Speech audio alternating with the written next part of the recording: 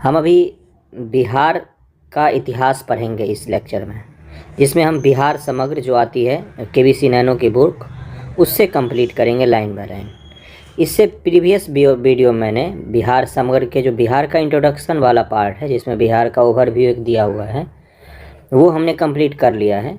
आज हम बिहार का इतिहास शुरू कर रहे हैं, जिसमें प्राचीन बिहार पहला होगा, उसके बाद मध्यकाल और मॉडर्न हिस्ट्री का अगला वीडियो होगा। तो थोड़ा सा ये बिहार का प्राचीन इतिहास का इंट्रोडक्शन है थोड़ा सा, उसके बाद नीचे से शुरू है। बिहार सदियों तक प्राचीन भारत का गौरवशाली इतिहास का गर्भगृह रहा है। आप ये बुक खरीद ले, लाइन बाय लाइन साथ में पढ़ेंगे तो अच्छे से रिवीजन भी हो जाएगा। ऐतिहासिक दृष्टि से बिहार प्राचीन भारत का एक समृद्ध और वैभवशाली क्षेत्र रहा। प्रागैतिहासिक काल से ही मानव सभ्यता संस्कृति का एक महत्वपूर्ण केंद्र था। प्रागैतिहासिक काल से ही, जिसका देश के इतिहास और सांस्कृतिक जीवन में निर्णायक भूमिका रही। प्राचीन इतिहास में बिहार 3 प्रमुख महाजनपदों मगध, अंग और वज्जी संघ, महाजनपद काल में 3 जनपद जो थे महाजनपद काल में, वो बिहार में थे। मगध, अंग और वज्जी संघ के रूप में बटा हुआ था। मगध और लिच्छवी गणराज्य के शासनकाल की कार्य पद्धति से ही भारत में आधुनिक प्रशासनिक व्यवस्था की शुरुआत हुई। मगध में जो प्रशासन था वही आधुनिक प्रशासन की देन है वो, मतलब आधुनिक प्रशासन वहाँ से बहुत कुछ लिया गया है हमारे आधुनिक प्रशासन में। जैसे समाहर्ता का पद होता है बिहार में, समाहर्ता का पद तो मौर्य काल से लिया गया है। कलेक्ट्रेट को समाहरणालय बोलते हैं। दुनिया का पहला गणराज्य लोकतांत्रिक व्यवस्था का जनक वैशाली बिहार का ही अंग था। बिहार का वर्णन हमारे 2 महान ग्रंथों रामायण महाभारत में भी किया गया है, ऋग्वेद में भी है। ऋग्वेद में क्या नाम दिया गया आगे आएगा। मर्यादा पुरुषोत्तम श्री राम ने बक्सर के निकट गुरुकुल में ऋषि विश्वामित्र से शिक्षा ग्रहण की थी। दूसरी ओर बौद्ध धर्म के प्रवर्तक गौतम बुद्ध और जैन धर्म के 24वें तीर्थंकर भगवान महावीर को बिहार की ऐतिहासिक भूमि में ही ज्ञान की प्राप्ति हुई थी। ये इंट्रोडक्शन पॉइंट था कि बिहार का प्राचीन इतिहास का जो एक ओवरव्यू देना होगा ना, ये बेहतरीन है, सटीक है बिल्कुल। चलिए अब शुरू करते हैं। प्राचीन बिहार की जानकारी के लिए पुरातात्विक साक्ष्य, साहित्यिक साक्ष्य, यात्रा वृत्तांत एवं कुछ अन्य स्रोत उपलब्ध हैं। जैसे प्राचीन शिलालेख हैं, स्मारक, इमारतें, सिक्के, दानपत्र, ताम्रपत्र, राजकाज संबंधी दस्तावेज, विदेशी यात्राओं के यात्रा वृत्तांत आदि विशेष महत्वपूर्ण स्रोत हैं। प्राचीन बिहार के ऐतिहासिक स्रोत में साहित्यिक स्रोत अत्यंत महत्वपूर्ण है, जो 8वीं सदी ईसा पूर्व में रचित शतपथ ब्राह्मण, परवर्ती काल के विभिन्न पुराणों, अंगुत्तर निकाय, दिग्ग निकाय के साथ ही बौद्ध ग्रंथों में भी विनय पिटक जैसे रचनाओं में भगवती सूत्र आदि ग्रंथों से प्राप्त होते हैं। विनय पिटक में बौद्ध धर्म के क्या संबंधित होते थे, ये जरा बताना मुझे। विनय पिटक। अगला है कालखंड के अनुसार बिहार के प्राचीन इतिहास को निम्न भागों में बांटा गया है: पूर्व पाषाण युग, मध्य पाषाण युग, नव पाषाण युग, ताम्र पाषाण युग, वैदिक काल और महाजनपद। ये है बिहार के प्राचीन इतिहास को इतने में बांटा गया है। पहला है पूर्व पाषाण युग। 1 लाख ईसा पूर्व आरंभिक प्रस्तर युग के अवशेष फाल, जो ये पूर्व पाषाण युग है। हर एक पाषाण युग का एक निश्चित पहचान है कि उसमें कौन कौन से हथियार यूज किए गए, किस तरह के यूज किए गए, ठीक है। उसी आधार पर अलग अलग पत्थर युग की पहचान करते हैं। मनुष्य की जीवन शैली कैसे बदली अलग अलग पत्थर के युगों में। तो इसका पूर्व पाषाण युग का 1 लाख ईसा पूर्व का आरंभिक काल है। आरंभिक प्रस्तर युग के अवशेष किसे फाल, कुल्हाड़ी, चाकू, खुरपी, रजरप्पा, ठीक, एवं हजारीबाग एवं संजय घाटी एवं सोना नाला के संगम सिंह भूम में मिले हैं। ये सीधा बीपीएससी पूछता है ऐसी चीज़ें। ये साक्ष्य जेठियन, गया, मुंगेर और नालंदा जिले से भी उत्खनन में प्राप्त हुए हैं। तो पूर्व पाषाण दे देगा कि पूर्व पाषाण के निम्न से कहाँ से प्राप्त हुए हैं। उन्हें मुंगेर का नाम, नालंदा का नाम, हजारीबाग से मिले, ये झारखंड में है अभी, संजय घाटी, सोना नाला के संगम सिंहभूम इलाका जो है वहाँ से मिले हैं, ठीक। मध्य पाषाण युग 1 लाख ईसा पूर्व से 40,000 ईसा पूर्व है। इसके अवशेष बिहार में मुख्यतः मुंगेर जिले से प्राप्त हुए हैं। मध्य पाषाण के कहाँ से? मौ से मध्य पाषाण, मौ से मुंगेर जिले से प्राप्त हुए हैं। इसके साक्ष्य के रूप में छोटे टुकड़े से बनी वस्तुएं तथा तेज धार और नोक वाले औजार प्राप्त किए गए हैं। मध्य पाषाण के कहाँ से? मुंगेर से। क्या प्राप्त हुए? छोटे टुकड़े से बनी वस्तुएं और तेज धार और नोक वाले औजार। ये पहचान है मध्य पाषाण काल की। अब नवपाषाण युग में चलते हैं। बिहार का 2500 ईसा पूर्व से 1500 ईसा पूर्व इस काल के ऐतिहासिक साक्ष्य के रूप में पत्थर के बने सूक्ष्म औजार नवपाषाण युग की पहचान होती है। हड्डियों के बने सामान भी प्राप्त हुए हैं।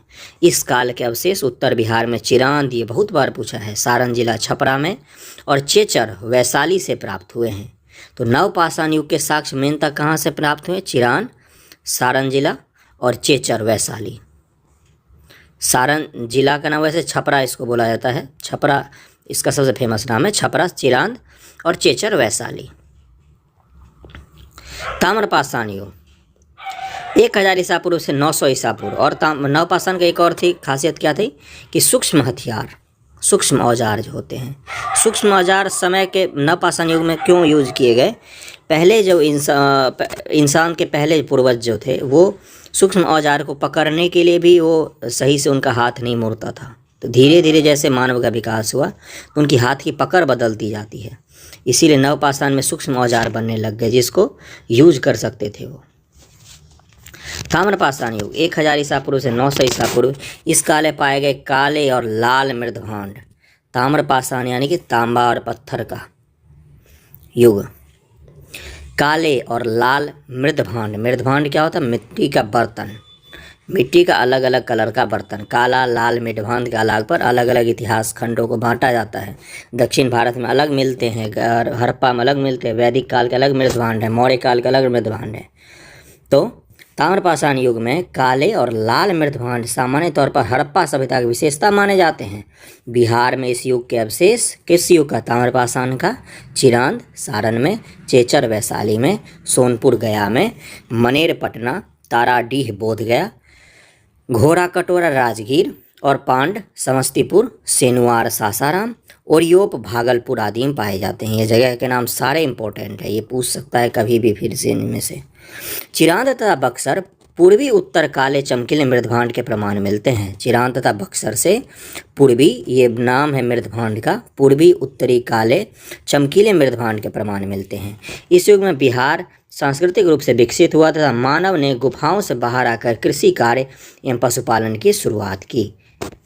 ठीक है, नवपाषाण युग में, ताम्रपाषाण युग में। अगला चलते हैं वैदिक काल में बिहार। जो वैदिक पीरियड शुरू होता है हम कब से मानते हैं? 1500 ईसा पूर्व से लेकर 1000 तक मानते हैं हम वैदिक चला ईसा पूर्व, और 1000 से 600 के आसपास महाजनपद या उत्तर वैदिक काल रहता है। भारत में आर्यों ने सर्वप्रथम सप्त सैंधव प्रदेश से बसना शुरू किया। सप्त सैंधव जहाँ सिंधु और उसके सहायक नदियाँ बहती है, पंजाब उत्तर पश्चिमी सीमा प्रांत के आसपास, इस क्षेत्र में बहने वाली 7 नदियों का उल्लेख हमें ऋग्वेद में मिलता है। ये सप्त सैंधव कौन कौन से हैं? सिंधु, सरस्वती, सतलज, व्यास, रावी, झेलम और चिनाब। सिंधु, सरस्वती, सरस्वती नदी अब नहीं मिलती है, सतलज, व्यास, रावी, झेलम, चिनाब। बिहार के संदर्भ में प्रथम जानकारी शतपथ ब्राह्मण से मिलती है। सीधा सा ये पूछ लेगा। पुराने के अनुसार मगध का राजवंश बृहदत्त वंश से प्रारंभ होता है। ऋग्वेद मगध क्षेत्र को किंकट एवं इस क्षेत्र निवास करने वाले लोगों को व्रात्य कहा जाता है। किंकट प्रदेश मगध क्षेत्र को और इसमें रहने वाले लोगों को व्रात्य कहा जाता है। वायु पुराण एवं पद्म पुराण में गया, राजगीर, पुनपुन आदि को पवित्र स्थानों की श्रेणी में रखा गया है, जबकि वाराह पुराण में किंकट को एक अपवित्र प्रदेश माना गया है। किंकट का मतलब क्या होता था? अपवित्र प्रदेश। क्यों बोला गया था इसको किंकट? बोला गया था कि मगध के लोग जो थे ये यज्ञ हवन नहीं करते थे उनके हिसाब से, तो आर्य यज्ञ हवन करते थे, यहाँ के लोग नहीं करते थे, इसलिए इनको व्रात्य कहा गया है, जिनसे कोई संबंध नहीं रखा जाना चाहिए। और किंकट यानी कि अपवित्र प्रदेश। मगध का सर्वप्रथम उल्लेख अथर्ववेद में मिलता है। मगध महाजनपद में वर्तमान में पटना, नालंदा, औरंगाबाद, जहानाबाद और नवादा जिलों को सम्मिलित किया जाता है। दक्षिणी बिहार लगभग में, ठीक है, दक्षिण पश्चिम का पूरा बिहार और दक्षिणी बिहार। बिहार में वैदिक संस्कृति का प्रसार मुख्यतः उत्तर वैदिक काल में हुआ। इसी काल में बिहार का आर्यकरण प्रारंभ हुआ। आर्यकरण यानी कि बिहार में आर्यों की जो सभ्यता थी, जैसे कि यज्ञ हवन करना, पशुपालन, पशु पद्धति, ये सब इसी समय प्रचलित हुआ बिहार में। वेद उपनिषद से लिए गए आदर्श वाक्य, अब ये भी कितनी बार पूछता है। ओम भूर्भुवः गायत्री मंत्र ऋग्वेद में है। सत्यमेव जयते मुंडको उपनिषद से लिया गया है। ऋग्वेद 3 अध्याय में है, तीसरे जिसके विश्वामित्र ने रचना की है। वसुदेव कुटुंबकर महाउपनिषद से लिया गया, महोपनिषद। अतिथि देवो भव तैत्तिरीय उपनिषद से लिया गया है। मातृदेवो भव तैत्तिरीय उपनिषद से लिया गया है। सर्वे भवन्तु सुखिनः जो हम बोलते हैं वो बृहदारण्यक उपनिषद से लिया गया है। तमसो मा ज्योतिर्गमय ये भी बृहदारण्यक उपनिषद से लिया गया है। तो वेद उपनिषद से जो कुछ महत्वपूर्ण चीज़ें ली गई, जिसमें सबसे ज़्यादा ये चीज़ पूछा जाता है, गायत्री मंत्र, सत्यमेव जयते और वसुदेव कुटुंबकम। ऋग्वेद, मुंडकोपनिषद और महानुपनिषद। आर्यों के विदेह क्षेत्र। मिथिलांचल में बसने की चर्चा शतपथ ब्राह्मण में की गई है।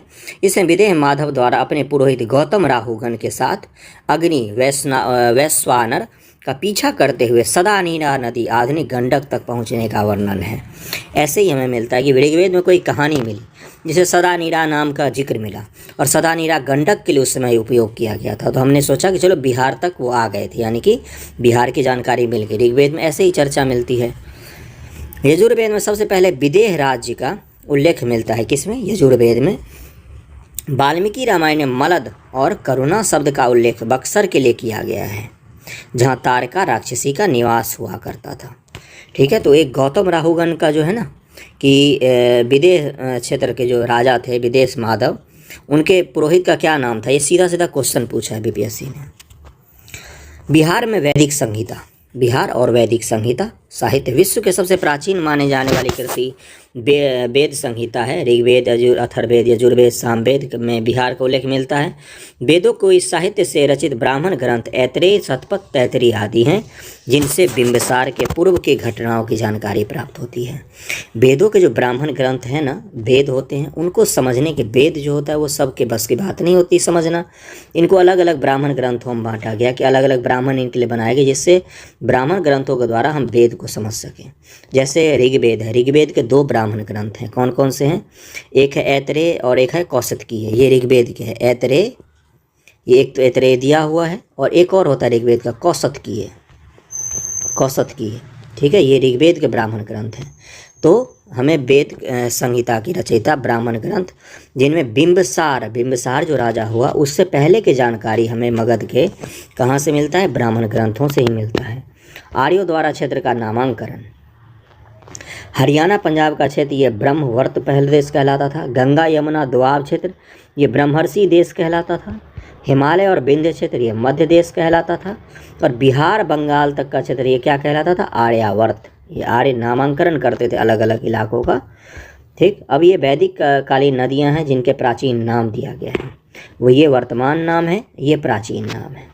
सतलज को सुतुद्री कहा जाता था। ब्यास यानी कि विपाशा, रावी यानी कि पुरुषनी, झेलम यानी कि वेतस्ता, चेनाब यानी कि अस्कनी, और गंडक यानी कि सदानीरा, सिंध यानी कि सिंधु, सिंध अलग नदी है, घग्गर यानी कि दृष्टधती। ये प्राचीन नाम है इन नदियों के, जो बहुत बार पूछे जाते हैं। महाजनपद काल में बिहार। अब महाजनपद काल में आ गए हम।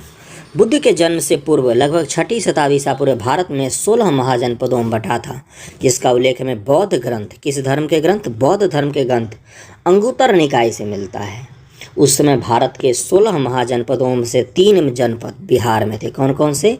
मगध, अंग और वज्जी जो महाजनपद थे 16 में से, वो बिहार में थे। और इनकी जानकारी कहाँ से मिलती है? बौद्ध धर्म का एक ग्रंथ है अंगुत्तर निकाय, इससे मिलती है। अंग राज्य का सर्वप्रथम उल्लेख अथर्ववेद में मिलता है। भागलपुर के समीप स्थित इस स्थान को ह्वेनसांग चिननपो कहता है। ह्वेनसांग नामक यात्री कब आया था बताना जरा? चिननपो कहता है। अंग राज्य में कुल 25 राजा हुए, जिनमें पहला राजा तितुक्षी था। तितुक्षी। अंग जनपद की राजधानी चंपापुरी में आधुनिक बिहार के भागलपुर और मुंगेर शामिल थे। महाभारत में चर्चित कुंती पुत्र कर्ण यहाँ का अंतिम आर्य राजा था, यानी कि अंतिम आर्य राजा कुंती पुत्र कर्ण था। महाभारत युद्ध के पश्चात अंग और मगध राज्य के बीच लगातार संघर्ष होता रहा। इस दौरान इस राज्य के अंतिम 3 राजा क्रमशः दधिवाहन, द्रधवर्मन और ब्रह्मदत्त थे। दधिवाहन की पुत्री चंदना जैन धर्म महावीर से प्रेरित होकर को स्वीकार करने वाली प्रथम महिला थी। ये फैक्ट हो गया, ये पूछ सकता है। दधिवाहन की जो पुत्री थी चंदना, ये महावीर जैन से प्रभावित होकर प्रथम महिला थी जिसने जैन धर्म को स्वीकार किया। मगध के राजा बिंबिसार ने अंग राज्य के अंतिम राजा ब्रह्मदत्त के समय इस राज्य को मगध साम्राज्य में मिला लिया। किसने मिलाया? बिंबिसार ने। बिंबिसार है ये। वज्जी संघ। बुद्धकालीन 10 प्रमुख गणराज्यों में वज्जी संघ एक प्रतिष्ठित गणराज्य था। वर्तमान तिरहुत प्रमंडल में शामिल वैशाली और मुजफ्फरपुर तक फैली गंगा नदी के उत्तर में स्थित लिच्छवियों का गणराज्य था, जो 8 कुल का एक संघ था, जिसमें विदेह, जात्रिक, लिच्छवी, कात्रिक और वज्जी महत्वपूर्ण थे। देखो, गंगा नदी बीच से बहती है अभी बिहार के। इसके दक्षिण में कौन से हो गए? यहाँ हो गया मगध, और इधर भागलपुर मुंगेर में कौन से हो गए? अंग। ऊपर कौन थे? ऊपर था वज्जी संघ। संघ क्या होता है? बहुत सारे 8 छोटे छोटे राज्य थे जो अपने लोकतांत्रिक तरीके से शासन चलाते थे। ठीक है, 8 कुलों का एक संघ था, जिसमें विदेह, जात्रिक, लिच्छवी, कात्रिक और वज्जी महत्वपूर्ण है। ये सब मिलके ये महत्वपूर्ण दिया है 3 और 2 5 के नाम, बाकी 8 थे जो सब मिलके एक वज्जी संघ बनाते थे। 10 प्रमुख गणराज्यों में वज्जी संघ एक प्रतिष्ठित गणराज्य था। बुद्धकालीन जो 10 प्रमुख गणराज्य थे उसमें वज्जी संघ की राजधानी क्या थी? संघ की वैशाली। वज्जी संघ का लिच्छवी गणराज्य इतिहास में ज्ञात प्रथम गणतंत्र राज्य था। वज्जी संघ का लिच्छवी जो राज्य था, गणराज्य वज्जी संघ था, इसमें एक लिच्छवी था। लिच्छवी ज्ञात इतिहास में ये प्रथम गणतंत्र था, यानी कि लोकतंत्र था यहाँ। वज्जी संघ का सबसे प्रबल सदस्य लिच्छवी राज्य के थे, जिसके शासक क्षत्रिय थे। कौटिल्य ने लिच्छवी राज्य का उल्लेख राज शब्दोपजीवी संघ के रूप में किया है। इसमें सात्रिक जात्रिक एक अन्य सदस्य था, जिसका प्रमुख सिद्धार्थ था। जात्रिकों के प्रमुख स्थान कुंडल ग्राम वैशाली में सिद्धार्थ के पुत्र महावीर का जन्म 540 ईसा पूर्व में हुआ था। ये महावीर जैन की बात कर रहा है। महावीर की माता त्रिशला लिच्छवी राज्य की प्रमुख चेतक की बहन थी। वज्जी संघ का संविधान एवं प्रशासन संघात्मक कुलीन तंत्र की तरह था। कुलीन तंत्र जहाँ एक समाज का विशेषीकृत प्राप्त वर्ग जो होता है वो शासन करता है। राजाओं की सभा संस्था कहलाती थी। क्या कहलाती थी? राजाओं की सभा संस्था। संस्था में सभी राजाओं का अधिकार समान थे, लेकिन बुजुर्गों को अधिक सम्मान प्राप्त होता था। वज्जी संघ के अंतर्गत वैशाली की नगर बधू के पद प्रसिद्ध नर्तकी अम्रपाली की नियुक्ति की गई थी, जिसका संबंध मगध नरेश बिंबिसार के साथ था। और ये अम्रपाली ने बाद में महात्मा बुद्ध के समय में ही बौद्ध संघ को ज्वाइन कर लिया था। मतलब इसने नगर बधू का स्थान छोड़ दिया था और ये बौद्ध संघ, बौद्ध धर्म इसने अपना लिया था। 16 महाजनपद कौन कौन से हैं और कहाँ से मिला? अंगुत्तर निकाय से, जो बौद्ध धर्म ग्रंथ हैं। अंग, इसकी राजधानी चंपा थी। बिहार के भागलपुर मुंगेर में है ये। झारखंड के साहिबगंज और गोड्डा जिले भी आते हैं। वर्तमान मतलब मेन अगर बोले तो भागलपुर और मुंगेर। मगध राजगृह या गिरिवज था इसकी राजधानी। पटना और गया प्रमंडल वज्जी की वैशाली राजधानी थी। 8 कबीलाई गणराज्यों का संघ बिहार में गंगा नदी के उत्तर में स्थित था। मल्ल, ये कुशीनगर और पावा, कुशीनगर जहाँ कुशीनगर एयरपोर्ट भी बना रही है भारत सरकार, यह भी एक गणराज्य संघ था, जिसमें आधुनिक पूर्वी उत्तर प्रदेश, देवरिया, बस्ती, गोरखपुर और सिद्धार्थनगर जिले आते हैं। ये क्या था? एक मल्ल था। काशी का बनारसी और वर्तमान बनारस का इलाका ये तो पता ही है। कोसल, श्रावस्ती का जो इलाका है, वर्तमान का फैजाबाद, गोंडा, बहराइच आदि इलाका जो है वो है। वत्स, ये कौशाम्बी, इलाहाबाद और मिर्ज़ापुर का इलाका जो है वो वत्स महाजनपद में आता था। चेदी, ये इसकी राजधानी थी। शक्तिमती, आधुनिक बुंदेलखंड का जो इलाका है वो शक्तिमती के अंदर आता था। कुरु, ये इंद्रप्रस्थ, ये यमुना नदी के पश्चिम में पड़ने वाला इलाका हरियाणा और दिल्ली। पंचाल, इसकी राजधानी क्या थी? अहिछत्र। पश्चिमी उत्तर प्रदेश से यमुना नदी के पूर्वी के इलाके तक में ये फैला हुआ था। सुरसेन, सुरसेन की राजधानी कहाँ है? मथुरा। बहुत बार पूछता है ये सब महाजनपद और इनकी राजधानी बीपीएससी में। इसमें आज का ब्रजमंडल क्षेत्र शामिल था। मत्स्य, विराटनगर, इसमें राजस्थान के अलवर, भरतपुर और जयपुर के इलाके शामिल थे। के इलाके आते हैं।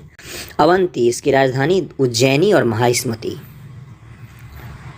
दोनों मानी जाती है। आधुनिक मालवा, यानी कि राजस्थान और मध्य प्रदेश का जो उपजाऊ क्षेत्र है, जहाँ पर राजस्थान और मध्य प्रदेश दोनों मिलते हैं, वो है अवंती राज्य के तहत। अस्मक इसका राजधानी था पाटन या पोतना बोला जाता है उसको। महाराष्ट्र नर्मदा नदी और गोदावरी नदी के बीच का क्षेत्र, दोआब अक्सर उपजाऊ होते इसलिए वहाँ पर महाजनपद अधिक मिलेंगे आपको। गांधार इसकी राजधानी तक्षशिला या पुष्कलवती बोला जाता है, ये अफ़गानिस्तान में है। पाकिस्तान के पश्चिमी इलाके और पूर्वी अफ़गानिस्तान इलाके आते हैं। कंबोज इसका राजधानी कहाँ था, राजपुर और हाटक। इसकी पहचान आधुनिक पाकिस्तान के हजारा ज़िले के तौर पर की गई है। तो अभी भारत के बाहर कौन कौन से दो हैं मेन जो हमारे महाजनपद में शामिल थे, वो है गंधार और कंबोज। इन दोनों की राजधानी क्या है, तक्षशिला है गंधार की राजधानी, कंबोज की राजपुर हाटक। वैशाली के लिच्छवी गणराज्य, और वैशाली गणराज्य में चलते हैं। लिच्छवी में बिहार में स्थित प्राचीन गणराज्यों में बुद्धकालीन समय में लिच्छवी गणराज्य सबसे बड़ा तथा शक्तिशाली राज्य था। दुनिया का पहला गणराज्य वैशाली में लिच्छवियों के द्वारा स्थापित किया गया था। इस गणराज्य की स्थापना सूर्यवंशीय राजा इक्ष्वाकु के पुत्र विशाल ने की थी, जो कालांतर में वैशाली के नाम से विख्यात हो गया। किसने किया था, सूर्यवंशी राजा इक्ष्वाकु के पुत्र विशाल ने, इसीलिए वैशाली इसका नाम पड़ गया। लिच्छवियों ने महात्मा बुद्ध के निर्वाण हेतु महावन में प्रसिद्ध कतागारशाला का निर्माण करवाया था। कतागारशाला का निर्माण करवाया था। वज्जी संघ के प्रधान राजा चेतक की पुत्री चेलना का विवाह मगध नरेश बिंबिसार से हुआ था। इसी वर्ष 7वीं सदी में वैशाली के लिच्छवी राज्य राजतंत्र से गणतंत्र परिवर्तित हो गया।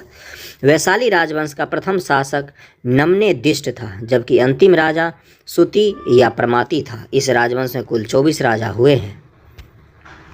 आम्रपाली या वैशाली लिच्छवी की राज्य नृत्यांगना एवं परम रूपवती कला प्रवीण गणिका थी। गणिका क्या होती थी, आज की वैश्या व्यवस्था के तो ऐसे ही होता था गणिका व्यवस्था, लेकिन उस समय राज्य समर्थित व्यवस्था होती थी ये, यानी कि राज्य इसको अलाउ करता था, ये लीगल था।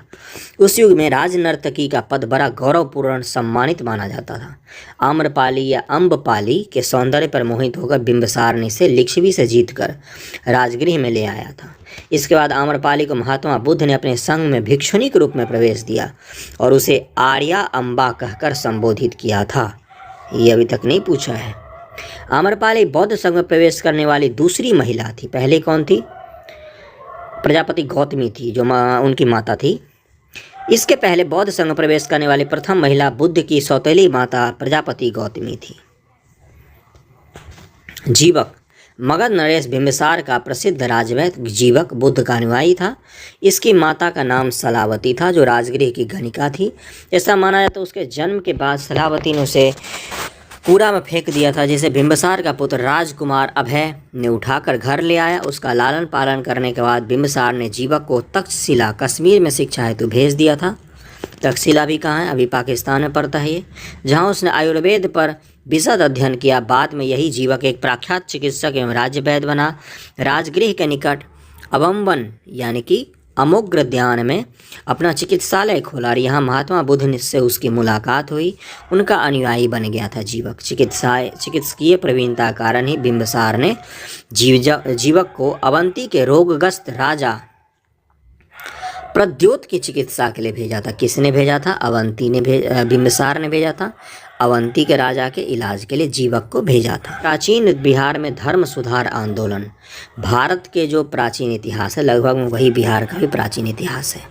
ठीक है, तो भारत के प्राचीन इतिहास में दो सबसे बड़े सुधार आंदोलन हुए हैं। धर्म सुधार या समाज सुधार आंदोलन भी एक तरह से थे, एक था बौद्ध एक था जैन, वो दोनों ही बिहार से शुरू हुए थे। ईसा पूर्व 6वीं शताब्दी के आसपास नई चिंतन धाराओं ने जन्म लिया, जिसे इतिहास में धार्मिक सुधार आंदोलन के नाम से जाना जाता है। क्यों जन्म लिया 6वीं शताब्दी के आसपास, इस समय लोहे का अत्यधिक उपयोग के कारण कृषि बहुत उन्नत अवस्था में पहुंच गई थी एक तरह से, जिसके कारण से उत्पादन बढ़ा। समाज का स्वरूप आर्थिक स्थिति बदली और वैदिक कर्मकांड से आर्थिक स्थिति को नुकसान पहुंचती थी, जिसके विरोध में 6वीं शताब्दी ईसा पूर्व में नई नई चिंतन धाराओं ने जन्म लिया। वैदिक कर्मकांड के विरोध में या उनमें सुधार करने के लिए, क्योंकि वैदिकोत्तर काल या उत्तर वैदिक काल कर्मकांडीय जटिलता और जातीय विषमता के प्रभावों के साथ साथ समाज की अनेक बुराइयों से भी ग्रसित हो चुका था। हम पढ़ते हैं कि प्रारंभिक वैदिक समाज में क्या था, जन्म आधारित था जाति व्यवस्था। जो उत्तर वैदिक के बाद से अब तक क्या हो गया है, अभी भी जो है ये हमारे समाज में विद्यमान है ना चाहते हुए, ये है कर्म आधारित। वैदिक काल में क्या था, कर्म आधारित। अब क्या हो गया है, जन्म आधारित। ठीक, तो ये जाति व्यवस्था और कुरूप अवस्था में आ गया। वैदिक काल की जितनी भी अच्छाइयाँ थी वो सब बुराइयाँ हो गई, महिलाओं की स्थिति गिर गई और तरह तरह के वैदिक कर्मकांड प्रचलित हो गए थे समाज में। इसलिए बौद्ध और जैन ने जब शांति और सामाजिक समरसता का प्रचार किया तो लोगों ने इसका खुले दिल से स्वागत किया। चूँकि बुद्ध और महावीर दोनों करीब समकालीन थे, दोनों ने इस बात पर बल दिया कि वास्तविक सुख भौतिक समृद्धि और धार्मिक अनुष्ठानों से नहीं बल्कि दया, दान, मितव्ययिता जैसे मानवीय सरोकार वाले अच्छे सामाजिक कर्मों से मिलता है। बौद्ध धर्म पढ़ते हैं। बौद्ध धर्म के संस्थापक गौतम बुद्ध क्षत्रिय कुल के थे। ब्राह्मणवादी विरोधी आंदोलन में दोनों जो है महावीर जैन और बौद्ध महात्मा बुद्ध, ये दोनों ही क्षत्रिय कुल के ही थे। ब्राह्मणों को रूढ़िवादी धर्म के विरुद्ध आर्थिक और सामाजिक रूप से घिरे हुए नीचे के दोनों वर्णों ने भी अपना भरपूर सहयोग, यानी कि वैश्य और शूद्र जो 4 वर्ण थे, ब्राह्मण, क्षत्रिय, वैश्य और शूद्र जो थे, तो जब क्षत्रिय ने ब्राह्मणों का विरोध शुरू किया तो इन दोनों जो वर्ण थे इन्होंने भी इनका समर्थन प्रदान किया अपना। बस यही है। इस प्रकार बौद्ध धर्म ब्राह्मण धर्म के खिलाफ एक सुधारात्मक आंदोलन था। मानवीय सरोकार वाले इस बौद्ध धर्म का शांति और अहिंसा मूल धर्म था। इसने वैश्यों, शूद्रों और स्त्रियों को समाज में स्तर उठाने में मदद की। इन्होंने इनकी समानता की बात की। बौद्ध धर्म के प्रवर्तक महात्मा बुद्ध सिद्धार्थ का जन्म कपिलवस्तु के लुम्बिनी, अभी नेपाल में है, गोरखपुर के ऊपर है, गोरखपुर से 50-60 किलोमीटर दूर है ये जगह। लुम्बिनी नामक स्थान पर 563 ईसा पूर्व में शाक्य क्षत्रिय कुल में हुआ था। बुद्ध के पिताजी का नाम क्या था, सुद्धोधन, एवं माता का नाम था महामाया, जो इनको जन्म देने के बाद मर गई थी। तो इनकी मौसी ने इनका पालन पोषण किया, जो बाद में इनकी सौतेली माता भी बन गई। जन्म के कुछ दिन बाद इनकी माता का देहांत हो जाने पर इनका पालन पोषण सौतेली माँ प्रजापति गौतमी ने किया। ये सब कहानी सबको पता है। महात्मा बुद्ध की पत्नी का नाम यशोधरा, पुत्र का नाम राहुल था। सिद्धार्थ जब कपिलवस्तु की सैर पर निकले तो 4 दृश्य उन्होंने देखा था। ये सबको पता होता है, बूढ़ा व्यक्ति, बीमार व्यक्ति, सब यात्रा और सन्यासी। ठीक। गौतम बुद्ध का प्रिय घोड़ा कंठक था, उनका प्रिय सारथी छन्न था। संसारिक सुख दुख मोह भंग होने के बाद सिद्धार्थ ने 29 वर्ष की अवस्था में महाभिनिष्क्रमण यानी कि गृह त्याग कर दिया, घर से चले गए। ये गृह त्याग के उपरांत वह सर्वप्रथम वैशाली के नज़दीक सांख्य दर्शन के आचार्य तथा अपनी साधना शक्ति के लिए विख्यात अलार कलाम के आश्रम पहुंच गए। सांख्य दर्शन के आचार्य हैं ये अलार कलाम जी। अलार कलाम ही बुद्ध के प्रथम गुरु थे। ये पूछ सकता है क्वेश्चन। तत्पश्चात वे राजगृह के रुद्रक रामपुत्र से मिले, वहाँ से ज्ञान की खोज में उरुवेला बोध गया पहुँच गए। वो बोध गया में निरंजना नदी के किनारे उरुवेला वन में एक पीपल वृक्ष के नीचे 6 वर्षों की कठिन तपस्या के पश्चात 35 वर्ष की आयु में वैशाख पूर्णिमा को सिद्धार्थ को ज्ञान की प्राप्ति हो गई। तो गृह त्याग कर दिया था, अब ज्ञान की प्राप्ति होगी। ज्ञान प्राप्ति का मतलब क्या होता है, अपने पूर्व जन्मों की सभी कहानियाँ, सभी किस्से अचानक से याद आ जाना। ऐसा माना जाता है कि ऊपर और ब्रैकेट में क्या था इसको पढ़ लेते। बौद्ध धर्म के प्रतीक हैं कुछ, बौद्ध धर्म में कुछ प्रतीक बनाए गए हैं, जैसे हिंदू धर्म में कुछ प्रतीक होते हैं। जन्म को किससे इंगित किया गया, कमल और सांड। गृह त्याग को घोड़ा से इंगित किया गया है। ज्ञान को पीपल या बोधि वृक्ष से इंगित किया गया है। निर्वाण को पद चिन्ह से इंगित किया गया। मृत्यु को स्तूप से इंगित किया गया। ऐसा माना जाता है कि वैशाख पूर्णिमा के दिन ही सुजाता नामक स्त्री के द्वारा भेंट में दिए गए खीर खाने के उपरांत सिद्धार्थ यानी गौतम को ज्ञान की प्राप्ति हुई तथा वे तथागत बुद्ध कहलाए। ज्ञान की प्राप्ति के बाद तथागत बुद्ध, ऐसे मान्यता है, ये बौद्ध ग्रंथ इनको बताते हैं। ज्ञान साधना वाले पीपल वृक्ष को बोधि वृक्ष और उस स्थान को बोध गया कहा गया। ज्ञान प्राप्ति के बाद इन्हें बुद्ध के रूप में जाना जाने लगा। ज्ञान ध्यान साधना में बुद्ध ने विपश्यना मुद्रा को अपनाया था। कौन सा, विपश्यना मुद्रा को अपनाया था। कुछ मुद्राएं बुद्ध भगवान की फेमस, जैसे मार का एक मुद्रा है, एक विपश्यना मुद्रा है। हाथी बुद्ध से संबंधित महत्वपूर्ण घटनाएं, उनके प्रतीक। हाथी माता की गर्भ में जब आए थे उसका प्रतीक हाथी है। कमल बुद्ध का जन्म लेना। घोड़ा गृहत्याग। बोधि वृक्ष ज्ञान की प्राप्ति। धर्म चक्र यानी कि प्रथम उपदेश सारनाथ। भूमि स्पर्श इंद्रियों पर विजय। भूमि स्पर्श। एक करवट सोना। बुद्ध भगवान की कितने सारी मूर्तियां देखी, महापरिनिर्वाण का वो है। ज्ञान प्राप्ति के बाद बुद्ध ने ऋषि पत्तन सारनाथ में अपना पहला उपदेश दिया। ऋषि पत्तन नाम था उस समय उस जगह का, अभी तक नहीं पूछा है ये, जिसे धर्म चक्र प्रवर्तन के नाम से जाना जाता है। बुद्ध ने सारनाथ में सबसे पहले अपने 5 शिष्य आनंद, उपाली, श्रेयपुत्र, मोगलान व अश्वजीत को दीक्षित किया। ये 5 शिष्य हैं बुद्ध के। ज्ञान प्राप्ति के बाद बुद्ध ने 40 वर्षों तक मगध, वैशाली, सारनाथ आदि क्षेत्रों में बौद्ध धर्म का प्रचार किया।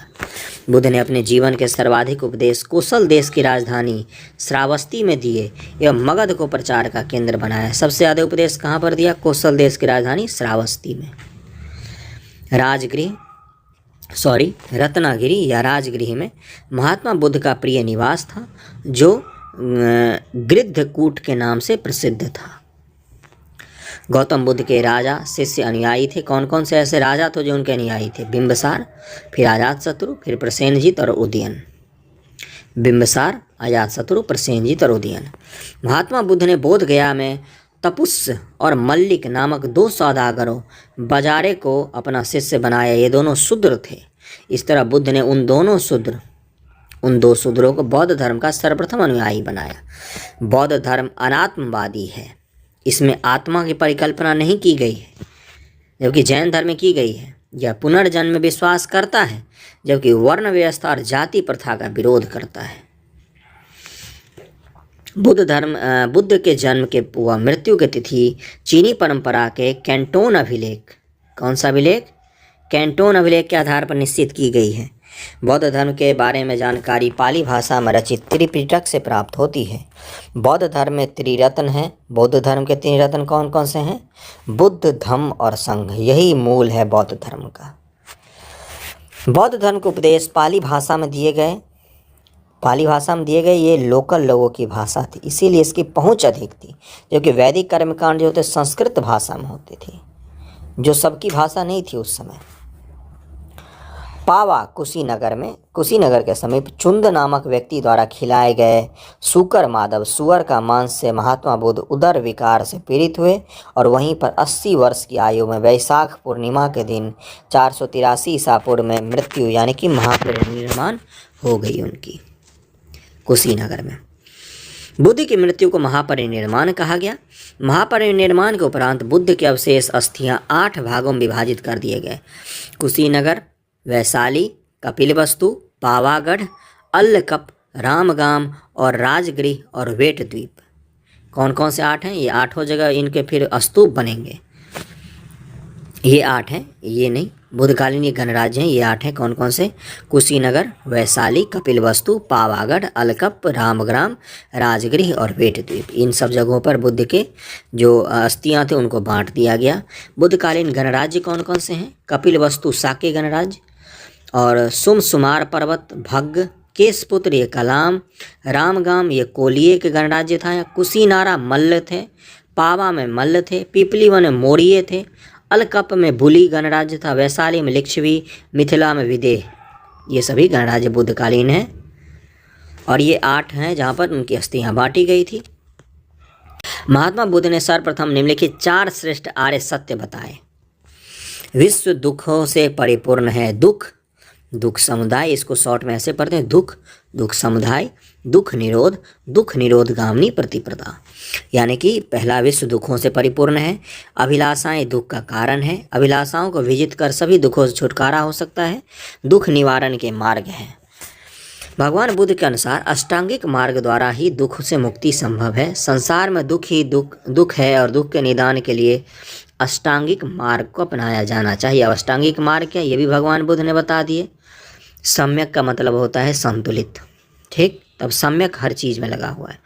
सम्यक दृष्टि, सम्यक संकल्प, सम्यक वाणी, सम्यक कर्मांत, सम्यक अजीव, सम्यक व्यायाम, सम्यक स्मृति और सम्यक समाधि, ये 8 अष्टांगिक मार्ग हैं जिनको हम अपनाने से संसार के सभी दुखों से मुक्ति मिल सकती है। अपना लो। बुद्ध के अनुसार इन अष्टांगिक मार्गों के पालन करने से ही मानव इस संसार की तृष्णा से मुक्त होकर निर्वाण यानी कि मोक्ष प्राप्ति कर सकता है। जिसको मोक्ष चाहिए वो अष्टांगिक मार्ग अपना ले। बुद्ध का सिद्धांत मध्य मार्ग ही था। उनका मानना था कि वीणा के तार को इतना ढीला मत रखो कि कोई सुर ही ना निकले, और उसे इतना भी मत कसो कि वो टूट ही जाए। मतलब कि जीवन को मध्य मार्गी में चलाते जाओ, कभी कष्ट नहीं होगा। बिहार और बौद्ध साहित्य। बौद्ध साहित्य से काफ़ी सारे क्वेश्चन पूछे जाते हैं, थोड़ा सा ऊपर नीचे हो गया, करते हैं। बौद्ध ग्रंथों में त्रिपिटक कौन कौन से भाई? विनय पिटक, सुत्त पिटक और अभिधम्म पिटक महत्वपूर्ण हैं, जिनमें अनेक ऐतिहासिक सामग्री उपलब्ध होती है। निकाय तथा जातक में बौद्ध धर्म के सिद्धांत और कहानियों का संग्रह है। जातकों में बुद्ध के पूर्व जन्म की कहानियाँ हैं। दीपवंश तथा महावंश नामक पाली ग्रंथों में मौर्यकालीन इतिहास के विषय में जानकारी मिलती है। किसमें? दीपवंश और महावंश। श्रीलंका के इतिहास है। नागसेन द्वारा रचित मिलिंद पन्हों से हिंद शासक मिनांडर के विषय में जानकारी मिलती है। हीनायन का प्रमुख ग्रंथ कथा वस्तु से महात्मा बुद्ध के जीवन चरित्र के अनेक कथानकों का वर्णन मिलता है। दिव्य बदान से अशोक के उत्तराधिकारियों से लेकर पुष्यमित्र शुंग तक के शासकों के विजय की जानकारी मिलती है। ये बौद्ध ग्रंथ हैं सारे। उसके बाद से फाहियान, सुंगयुंग, ह्वेनसांग और इत्सिंग प्रसिद्ध चीनी यात्री थे। चीनी यात्री फाहियान चंद्रगुप्त द्वितीय विक्रमादित्य के दरबार में आया था। बाकी सबका काल लगाना जरा बैठ के। चीनी यात्री ह्वेनसांग राजा हर्षवर्धन के शासनकाल में आया था तथा इसने 16 वर्षों तक निवास कर विभिन्न स्थानों की यात्रा की थी। ह्वेनसांग ने 6 वर्षों तक नालंदा विश्वविद्यालय शिक्षा प्राप्त की थी। इसके यात्रा वृत्तांत को CUकी नाम से जाना जाता है। लिख के रख लो, बहुत इंपॉर्टेंट। जिसमें 139 देशों का विवरण मिलता है। कितना? 139 देश। ह्वेनसांग हर्ष के समय आया था। ये हर्ष।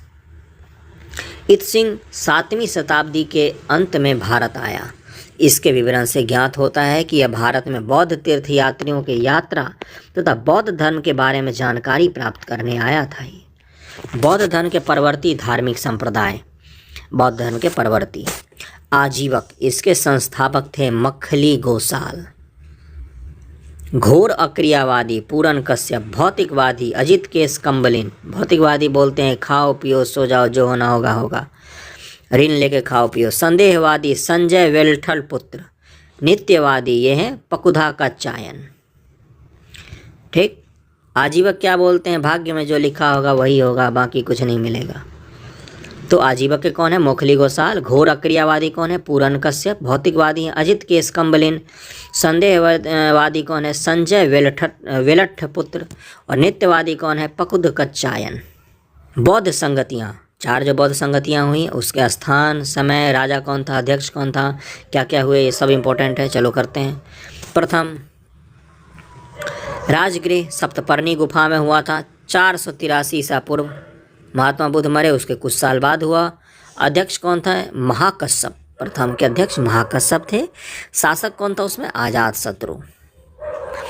बुद्ध के उपदेशों को 2 पिटक, सुत्त पिटक और विनय पिटक में संकलित किया गया। अभी अभिधम्म पिटक नहीं बना है, 3 पिटक है ना, उनमें सुत्त पिटक और विनय पिटक प्रथम संगति में आ गए हैं। और इसके अध्यक्ष कौन है? महाकश्यप। राजा कौन है? अजातशत्रु। और कहाँ पर हुआ था? राजगृह। द्वितीय वैशाली। राजगृह से उत्तर, अब गंगा के उत्तर में आ जाओ। 383 100 साल बाद। सब्बकामी या सर्वकामी इसके अध्यक्ष थे। शासनकाल कौन था? शासक कालाशोक, ये शिशुनाग वंश का था। उद्देश्य बौद्ध धर्म का अस्थाविर एवं महासंघिक 2 भागों में विभाजन। तो पहले विभाजन बौद्ध धर्म में कब हुआ? तो द्वितीय बौद्ध संगति में हुआ। अस्थाविर और महासंघिक में विभाजन हो गया। तृतीय कहाँ पर हुआ? पाटलिपुत्र में। और समय था 251 ईसा पूर्व। इस समय राजा कौन था? अशोक। अध्यक्ष कौन थे इसके? मोगलीपुत्र तिस्स। उद्देश्य क्या था? संघ भेद के विरुद्ध कठोर नियमों के प्रतिपादन। और तीसरा पिटक अभिधम्म पिटक को जोड़ना। यह अभिधम्म पिटक तृतीय बौद्ध संगति में जुड़ गया। पहले में 2 बने थे, सुत्त पिटक और विनय पिटक, और तीसरा कब जुड़ गया? अशोक के समय जो तृतीया हुआ अभिधम पिटक उसमें जुड़ गया। चतुर्थ कहाँ पर हुआ? कनिष्क के समय में हुआ, कश्मीर के कुंडल वन में। ईसा की प्रथम शताब्दी में हुआ। अध्यक्ष वासुमित्र और अश्वघोष घोष, महान विद्वान है दोनों ही। अशोक घोष जो थे वो उपाध्यक्ष थे, वासुमित्र अध्यक्ष थे। शासक कनिष्क था। उद्देश्य क्या था? बौद्ध धर्म के दो संप्रदाय हीनायन और महायान में विभाजन हो गया। अब कनिष्क किसको मानता था? कनिष्क महायान को मानता था। महायान और हीनायन में अंतर, ये दो मुख्य संप्रदाय हैं बौद्ध धर्म की, इन दोनों में अंतर। महायान बोलता है कि मानव जाति के कल्याण पर आधारित धर्म, परोपकार एवं निस्वार्थ सेवा परम लक्ष्य था महायान का। हीनायन में क्या होता है? व्यक्तिवादी धर्म की अवधारणा को मानते थे, स्वार्थपरता अत्यधिक था इसमें। दूसरा है महायान में पॉइंट कि बुद्ध एक देवता के रूप में स्वीकार है, जबकि हीनायन में बुद्ध एक पवित्र विचारक और महान व्यक्ति के रूप में स्वीकार है, उनको देवता नहीं माना उन्होंने। महायान में तीसरा पॉइंट है कि बोधिसत्व की अवधारणा परम आदर्श था, जबकि यहाँ पर क्या था? अहर्त प्रद की प्राप्ति परम आदर्श था। इधर है कि मूर्ति पूजा प्रबल पक्षधर था। महायान है मूर्ति पूजा खूब होती है, यह मूर्ति पूजा के प्रबल विरोधी हैं। ये मूर्ति पूजा है ही नहीं। बोला इन्होंने कि बुद्ध भगवान ने मूर्ति पूजा का विरोध किया और तुमने उन्हीं का मूर्ति बना के पूजना शुरू कर दिया। पांचवा है कि अनेक भिक्षुओं के मंदिर बनाए, किसी मंदिर का निर्माण नहीं किया इन्होंने। धार्मिक भाषा संस्कृत है महायानियों का, धार्मिक भाषा संस्कृत है, जबकि इनकी धार्मिक भाषा पाली है जो महात्मा बुद्ध के समय में था। विश्वास पर आधारित संप्रदाय, तर्क पर आधारित संप्रदाय होता है हीनायन में, और महायान विश्वास पर आधारित होता है। बहुत ही सुंदर डिफरेंस दिया है। आठवां क्या है? सर्वाधिक महत्व गृहस्थ जीवन को दिया जाता है, और जबकि हीनायन में क्या था? संन्यास जीवन को सर्वाधिक महत्व दिया है। तो बिल्कुल अपोजिट है एक दूसरे के।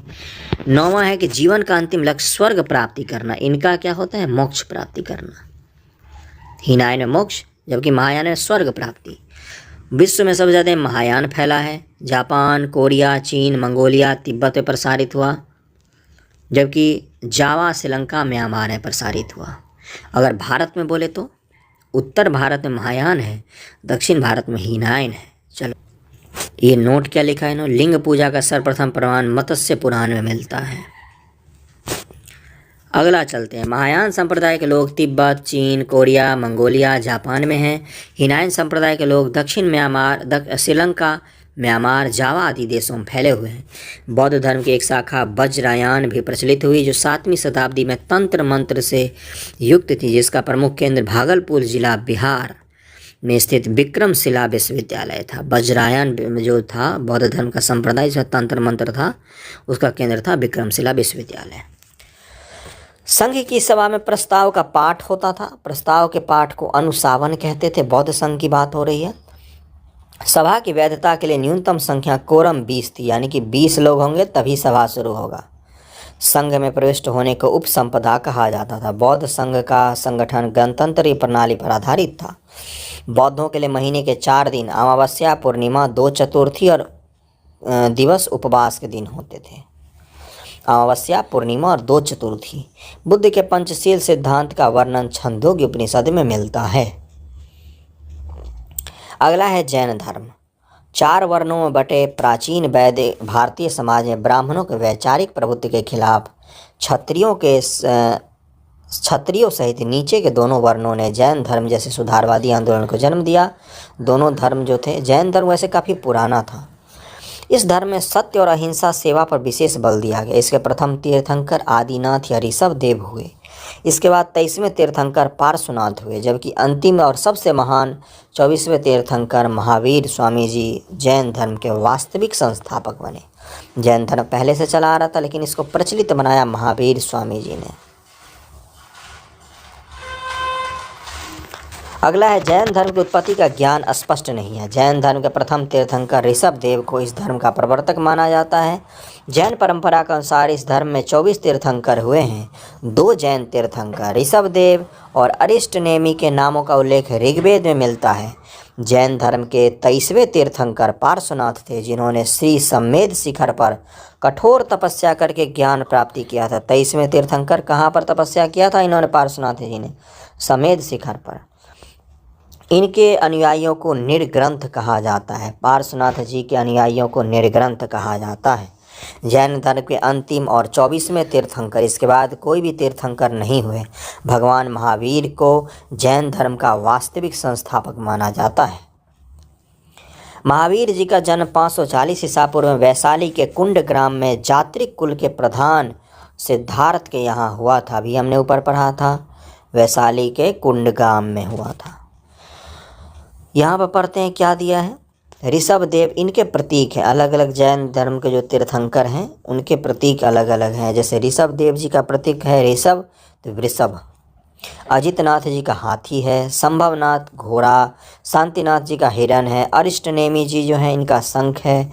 पार्श्वनाथ जी का सर्पफन है। महावीर स्वामी जी का सिंह है। अरिष्टनेमी और ऋषभ देव जी का वर्णन कहाँ पर मिलता है? ऋग्वेद में भी मिलता है। ये पूछा है। महावीर जी के माता का नाम त्रिशला था, जो लिच्छवी राजकुमारी थी, तथा उनकी पत्नी का नाम यशोदा, उनके पुत्र का नाम प्रियदर्शना, जमाली उनका दामाद और प्रथम शिष्य था। ये हो गया परिवार का थोड़ा सा इंट्रोडक्शन। 30 वर्ष की अवस्था महावीर जी ने गृह त्याग कर दिया था। ये भी घर छोड़कर चले गए। 12 वर्षों तक लगातार कठोर तपस्या और साधना के बाद 42 वर्ष की आयु में महावीर जी को कहाँ पर? जुम्भिक ग्राम जमुई के समीप ऋजुपालिका नदी, क्यूल नदी जो अभी है, जो ऋजुपालिका कहलाती थी, के किनारे एक साल वृक्ष के नीचे कैवल्य की प्राप्ति, सर्वोच्च ज्ञान इनको भी मिल गया। महात्मा बुद्ध का बोध ज्ञान हुआ था इनको जमुई में कहाँ? क्यूल नदी के किनारे। जो क्यूल अभी है वो ऋजुपालिका नदी कहलाती थी और जुम्भिक ग्राम जमुई कहलाता था। जुम्भिक ग्राम कहलाता था। भगवान महावीर जी ने अपना पहला प्रवचन उपदेश राजगीर के विपुलगिरी स्थान पर दिया। तो उन्होंने कहाँ दिया था? सारनाथ में। चंपा नरेश दधिवाहन की पुत्री पहली जैन भिक्षुणी थी। अभी हमने पढ़ा। उनकी मृत्यु पावापुरी राजगीर में 72 वर्ष की उम्र में 468 ईसा पूर्व में थे। वैसे सोचने वाली बात है, एक ही समय महावीर जैन और महात्मा बुद्ध दोनों बिहार में रहते थे। दोनों एक दूसरे से मिले भी होंगे कि नहीं पता नहीं। चलो आगे बढ़ते हैं। महावीर ने जैन धर्म के प्रचार के लिए प्राकृत भाषा का प्रयोग किया, जबकि इस धर्म के ग्रंथ अर्धमागधी भाषा में लिखे गए हैं। इन्होंने धर्म प्रचार के लिए प्राकृत भाषा का यूज किया, जबकि जो इनके धर्म ग्रंथ हैं जैन धर्म के, वो अर्धमागधी भाषा में लिखे गए हैं। बाद में संस्कृत का प्रयोग प्रमुखता से हुआ तथा जैन धर्म के प्रमुख पुस्तक कल्पसूत्र जो है वो संस्कृत में लिखी गई है। कल्पसूत्र संस्कृत में भाषा में लिखी गई है। पार्श्वनाथ द्वारा प्रतिपादित 4 महाव्रत, पार्श्वनाथ जी जो थे वो उन्होंने 4 महाव्रत तक रखा हुआ था, जिसमें 5वां कौन जोड़ेंगे? महावीर जी। सत्य, अहिंसा, अपरिग्रह और औस्तेय, ये 4 महाव्रत होते थे जैन धर्म में। बुद्ध साहित्य महावीर, और इसमें संन्यास को जोड़ा था महावीर जैन जी ने। बौद्ध साहित्य महावीर को निगंठनाथ पुत्र कहा गया है। महावीर जी को क्या बोला है? निगंठनाथ पुत्र। बौद्ध साहित्य में जैन धर्मानुसार यह संसार 6 द्रव्यों जीव, पुद्गल, धर्म, अधर्म, आकाश और काल से निर्मित है। पार्श्वनाथ द्वारा प्रतिपादित 4 महाव्रतों में महावीर ने 5वां महाव्रत ब्रह्मचर्य को जोड़ा। ब्रह्मचर्य को 5वां इन्होंने जोड़ा था। जैन धर्म में आध्यात्मिक ज्ञान को कैवल्य कहा गया है। आध्यात्मिक ज्ञान जब प्राप्त हो जाता है तो उसको कैवल्य कहते हैं।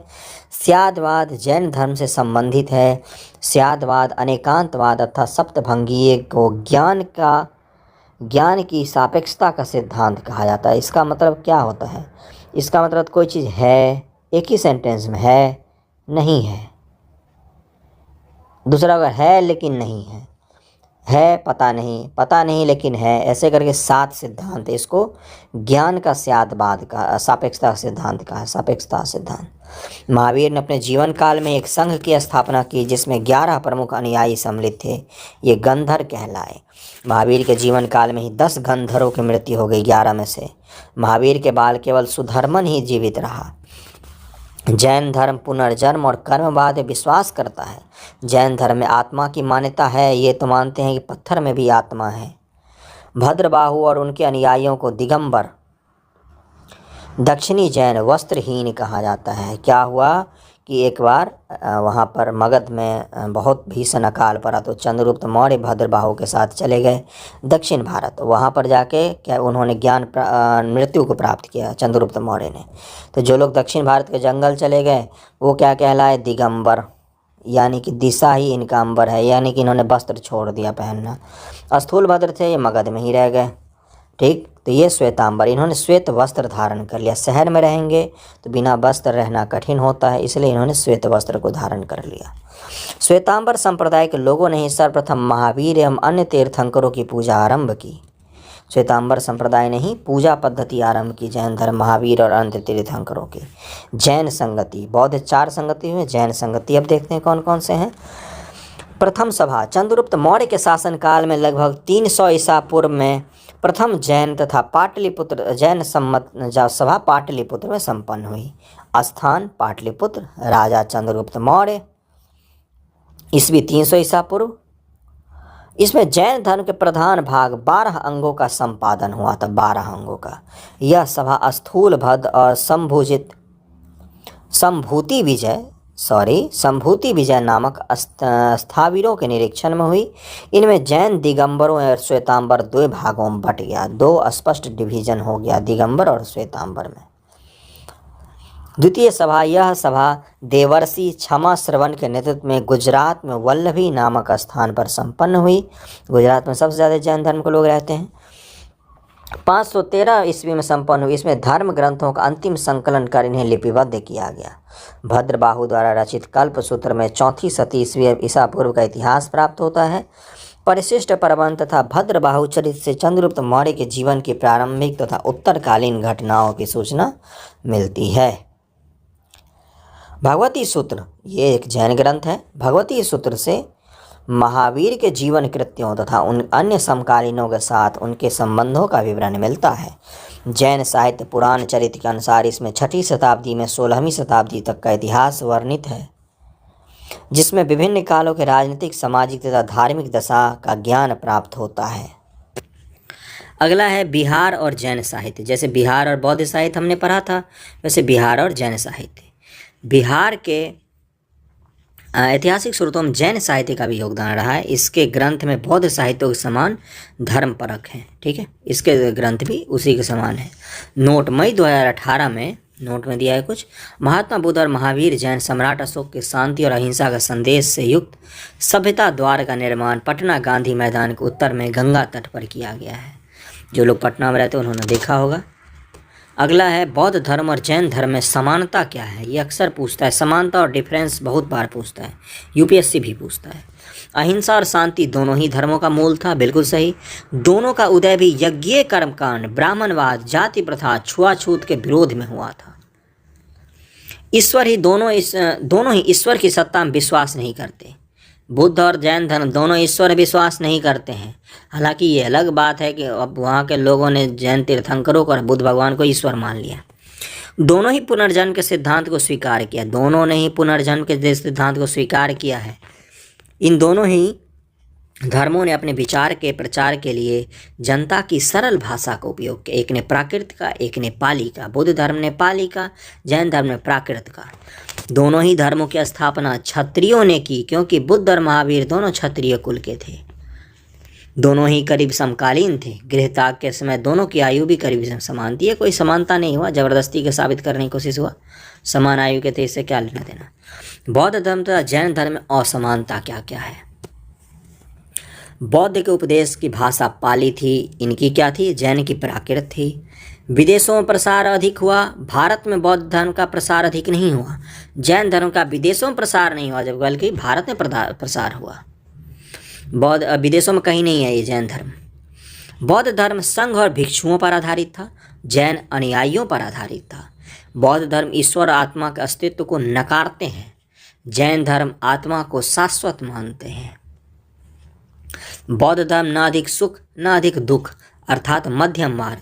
जैन धर्म अतिवादी है, यानी कि बहुत अति पार कर जाते हैं। कठोर व्रत पालन एवं उदासीन शारीरिक दुख के समर्थक हैं। बौद्ध धर्म मोक्ष को मध्यम मार्ग के रूप में स्वीकार करता है। जैन धर्म मोक्ष की सिद्धावस्था में शरीर त्याग मानता है। बौद्ध धर्म में नग्न मूर्तियों की पूजा नहीं होती, महावीर के नग्न मूर्तियों को उपासक होते हैं।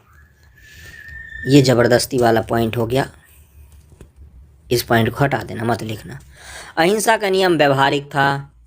अहिंसा का नियम अत्यधिक कठोरतम है। ये तो खाना भी अंधेरा होने से पहले भी खा लेते ताकि कोई जीव गलती से भी मुंह में न जाए।